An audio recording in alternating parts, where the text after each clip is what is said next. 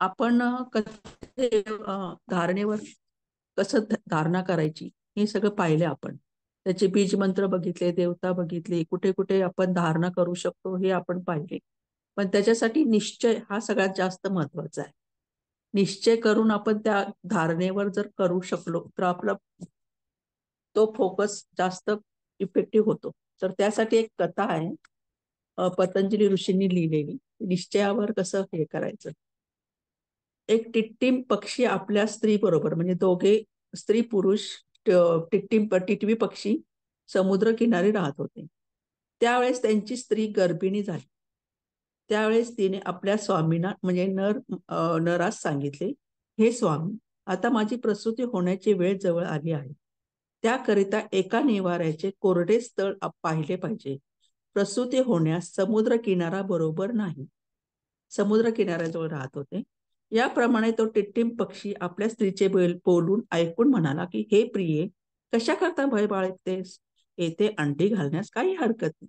समुद्राची अशी काय शक्ती आहे की ती अपराधापासून आपली अंडी बुडवेल?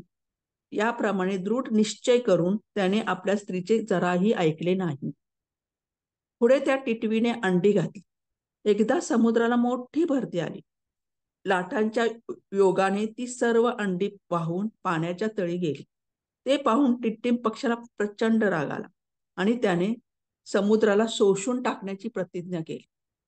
टिट्टिम पक्षी पुढे एकच निश्चय ठेवून आपल्या चोचीने एक एक बिंदू समुद्रातून घेऊन तो बाहेर टाकू लागला.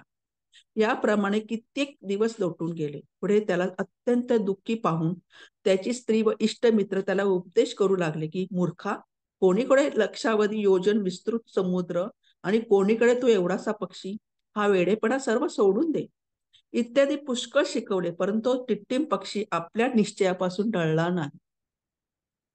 उलट त्याने सर्वांची समजूत करून त्यांनाही आपल्या पक्षात वळवून घेतले व याप्रमाणे सहकुटुंब समुद्र शोषण करण्याकरता पहिल्यापेक्षा अधिक उत्साहाने तो प्रवृत्त झाला.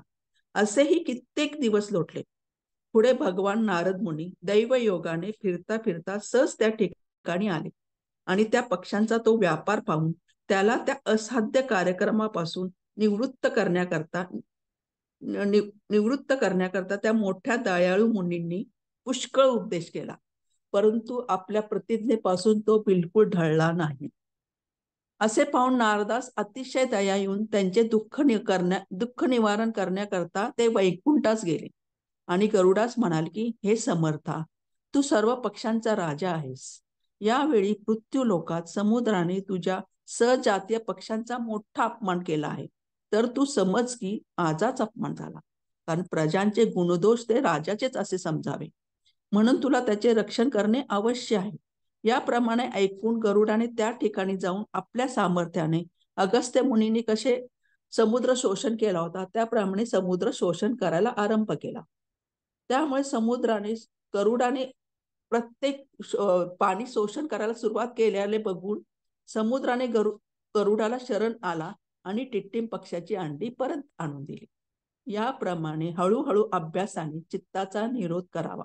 सर्व लौकिक व्यवहार सोडून देऊन दृढ प्रतिज्ञतेने आणि उत्साहाने जर आपण त्या ध्येयास निरंतर प्रवृत्त झालो तर निश्चय बलाने ईश्वर त्याला सहाय्य केल्या वाचून राहत नाही.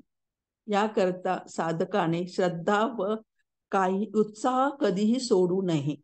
तसेच भगवद्गीतेत श्रीकृष्णांनी सांगितले आहे, अर्जुना, धारणेच्या देशाचा परित्याग करून जेथे जेथे हे चंचल मन जाईल तेथून तेथून त्याला निग्रहाने वळवून आणून आपल्या ठिकाणी स्थिर करावे.